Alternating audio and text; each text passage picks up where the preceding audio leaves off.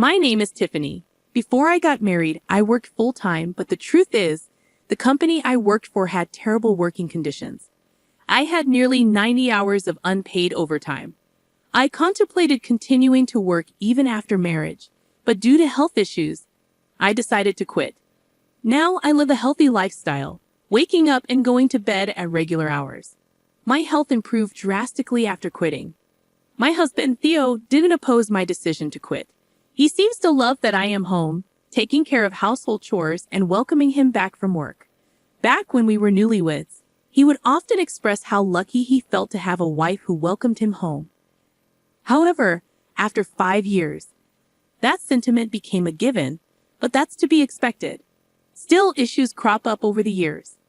My mother-in-law, Sarah, who used to be sweet, now often asks when we will give her a grandchild every time we visit. She always chooses to say it when Theo isn't around. Years of hearing this has built up considerable stress for me. To be honest, I don't want to see her because of the pressure she puts on me. My father-in-law, John, is a quiet and kind man who doesn't interfere. The irony is that Theo says kids are just a hassle and cost a lot, yet when confronted by his parents, he acts as if it's none of his business. Once, I told him if he didn't want kids, he should explain it to his parents, but he shrugged it off, saying it's a conversation for a woman. At crucial times, he evades responsibility with his own set of values. Because of this, to his mother, I seem like the wife who can't have children, and he's the husband supporting her. Finally, I tried to clarify that it's Theo who doesn't want kids, but Sarah, convinced I can't get pregnant, replied, "You're just trying to put the blame on someone else." John sometimes tells Sarah not to interfere with our choices, but she doesn't listen. In the end, Theo doesn't want the hassle of parenting, but also doesn't want to upset his mother. It's evident that he's always trying to please his mom. Honestly, I never thought he'd be this unreliable. If a ship were sinking, he'd probably save his mother before me. Yes, he's a bit old-fashioned, but at least we're not living with them. My mother casually responds over a weekday afternoon call. Over the past year, I've often vented to my mother about Theo and Sarah. Although my mom is quiet, she's rational. She patiently listens and often calms me down. I feel guilty sometimes, thinking that a wife shouldn't complain about her husband to her parents. But with Theo not being supportive, my mom is the only person who truly understands me. I'm sorry for always talking about this. I know you have your struggles too, I say. It's okay, Mom's fine now. The hospital tests showed nothing wrong, she replies. In reality, she had heart surgery and got a pacemaker just 3 months ago. I was worried when I heard she was going in for the procedure, but she just laughed it off. It reminds me of when I told my husband. He said pacemakers are pretty common these days. It's not that big of a deal. Yet, when his own mother sprained her ankle, he panicked and promised I'd help out without asking me first. Talk about double standards. I mean, a surgical operation is way more serious than putting a plaster on an ankle. I always find myself complaining over the phone and rarely visiting my family since I live far away. I haven't been the best daughter to my parents, but this time I plan to surprise my mom on her birthday with a trip in collaboration with my dad. I'm home, dinner's ready. I announce as my husband, as always, takes a seat at the dinner table. He never really comments on the food anymore, but I was excited about the plan I made with my father. Actually, my mom's birthday is coming up, I mentioned, hoping to pique his interest. He paused, eating his steak, and looked at me quizzically. I was thinking of booking a hotel in Lake Tahoe and taking a trip there. Really? He responded, not seeming too keen. The hotel is quite fancy, and it's popular around here. I got a great deal through a contact, I explained, hoping to sway him. Ah, a luxury hotel. His eyes lit up at the mention of luxury. We're getting separate rooms from your parents, right? Yes, we are. And since both my parents will be there, why don't we do some sightseeing in Lake Tahoe together? I suggest, hoping to involve him more. Sure, he agrees, seeming somewhat interested. At least he seems willing to spend time with my family for a change, considering he spends most of his time with his own. Luckily, this time I don't need to arrange the date or the hotel booking. My parents are taking care of everything. It's like I'm letting them do everything for me, which might seem more like me being spoiled rather than being kind to them. What's the trip? I need to apply for my leaves. My husband throws the question over his shoulder as I start packing in the bedroom. Didn't I tell you? It's on the 23rd and the 24th, I remind him. Oh, right, he responds absent-mindedly, fiddling with his phone. He never really pays much attention to me or my family, but on reflection, indifference was better than his past reactions. On the day of the trip, we drive to the luxury hotel in Lake Tahoe. My parents had arrived the previous night. Today's plan was to explore Lake Tahoe with them and enjoy dinner at the hotel. It's been a while since. The last time I saw them was maybe since my mother's surgery. They are both retired and don't usually explode, so a trip like this should be fun. I sat in the passenger seat, leafing through a Lake Tahoe travel magazine.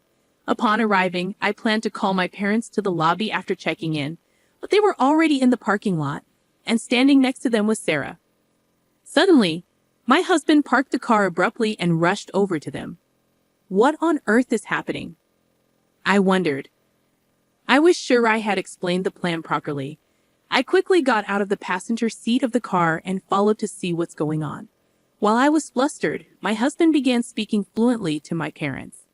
You knew of a great hotel, didn't you? We plan to enjoy it with my parents from tomorrow. You've already paid for the stay, right? My parents were stunned. Of course they would be. This was completely unplanned. My mother-in-law, as brazen as ever, said, You sure know some good hotels. Take care of it for us, okay? And next time, let's go to Alaska. On the other hand, my father-in-law, seemingly as clueless about the situation as we were, asked my husband, Didn't you invite us on this trip? You said you'd cover the costs. Hearing that, I could feel the blood rush to my head. Wait a minute, this hotel was arranged by my parents. Why would you just invite yours? I questioned, feeling the frustration building. Now my mother-in-law chimed in. What's the big deal? You can't hog such a nice hotel for yourself. You should care more about your husband's parents. I wanted to treat my parents to a luxury trip because I rarely get to see them, unlike John and Sarah. Plus, today is my mom's birthday. My mother-in-law gave me a disdainful look, sizing me up from head to toe. You've never gotten me a birthday present. Such blatant favoritism, she accused. What? I raised my voice in disbelief. You did send Sarah her favorite flowers recently, didn't you? That was from your son. Stop taking credit for other people's gestures. I added, feeling frustration bubbling up. I looked at my husband, who was avoiding my gaze. He never showed any interest in giving gifts since our marriage. I've always been the one choosing and giving gifts. So, you kept silent about the gift for Sarah? I continued, feeling a mix of disappointment and anger. Looking into my husband's eyes, he said something unthinkable. Look, I'm using your money to buy them. It's the same as if I picked and bought them myself, he said, seeming genuinely annoyed. Send your parents home, my mother-in-law injected without missing a beat. That's right. From now on, it's quality time for our son and us, she added firmly. I was deeply hurt. I never imagined he'd be this way. Where did the kind man I married disappear to? Then a robust man in a suit approached us quickly. Is there a problem? He asked. Before he could finish, my mother-in-law began speaking at lightning speed. We want these people gone. We'll use their remaining nights. I'm sorry, but we can't do that, the man replied. Why not? She snapped back. They have already paid, and we have them booked until the day after tomorrow, he explained patiently. In her fury, she pointed at me. She is my son's wife. What belongs to my son's wife and her parents is practically ours, she declared.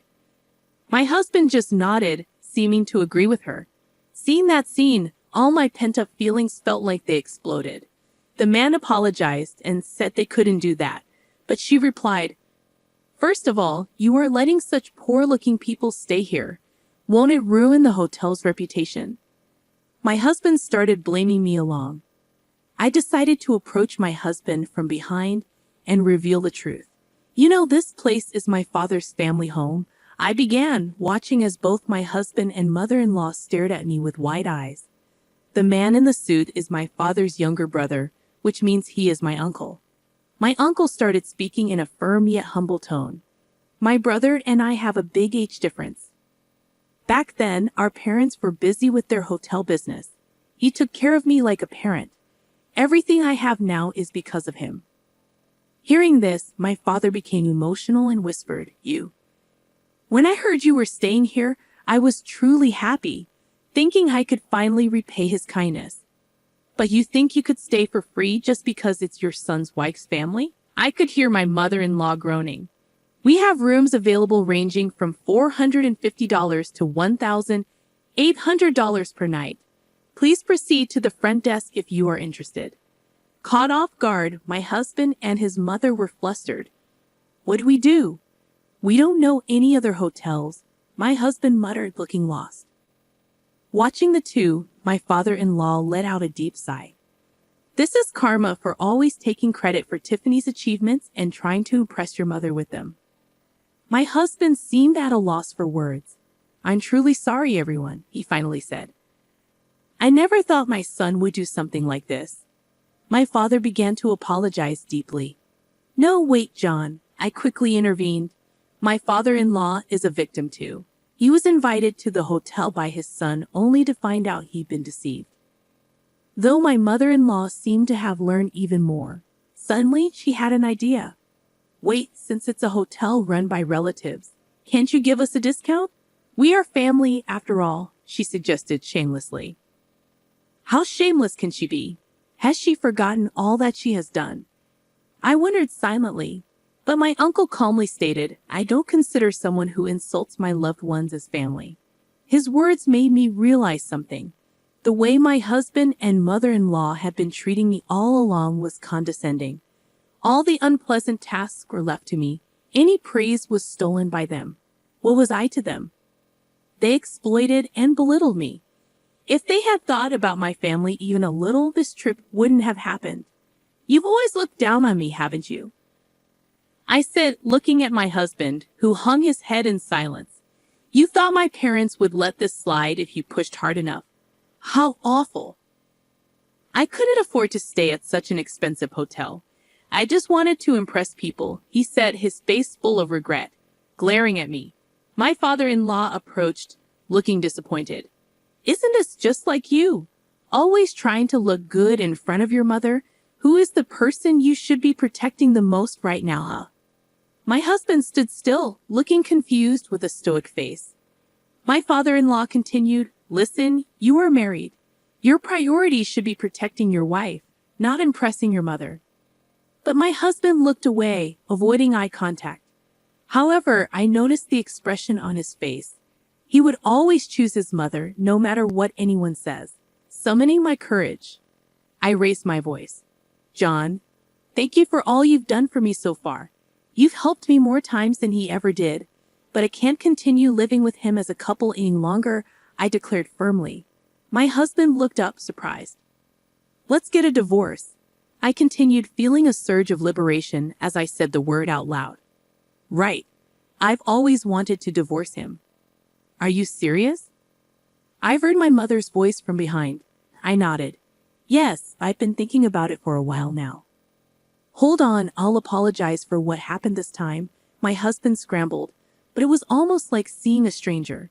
It's not just about what happened this time, I explained. It's about the forgotten gifts for Sarah and countless other things. Of course, today played a part in my decision. Suddenly, my mother-in-law, her face red with fury, yelled, A woman like you who doesn't work or even have children should be grateful just to be married. The realization that I could also sever ties with her left me with no fear. Look, I won't be belittled.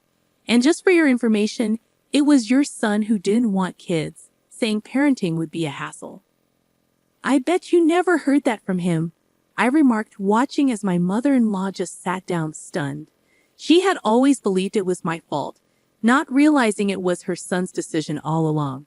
So, my husband and mother-in-law were taken away by my father-in-law, and I went on to enjoy a family vacation with my own parents. You had quite the eventful birthday, didn't you? My mom chimed in with her usual cheerful tone. As long as you are happy, that's all that matters. But who knew he was that awful? I should have visited earlier to see how things were. No, it's okay. I've been in that life for so long. I became indifferent. This was a wake-up call, I replied, reflecting on the situation. My typically silent father seemed to have a hint of joy on his face. After that, my husband and I divorced, but it seems the relationship between him and his mother has soured. He was never the considerate type and always left everything but his job to me. Without me, his apartment was reportedly turned into a garbage dump. Apparently, my ex-mother-in-law visits him regularly to clean up. However, she's nearing her breaking point, often fighting with the son she used to adore. Once their argument got so heated the police were called. My ex-father-in-law claims she brought this upon herself by spoiling their son. Interestingly, on the day of the hotel incident, a neighborhood association president, whom my ex-mother-in-law was close with, was on vacation and was there too. He saw all her unreasonable antics. As a result, she's lost all respect in their community, labeled as the mother of the husband who bullied his wife into divorce. As for me, I found a job at my uncle's hotel.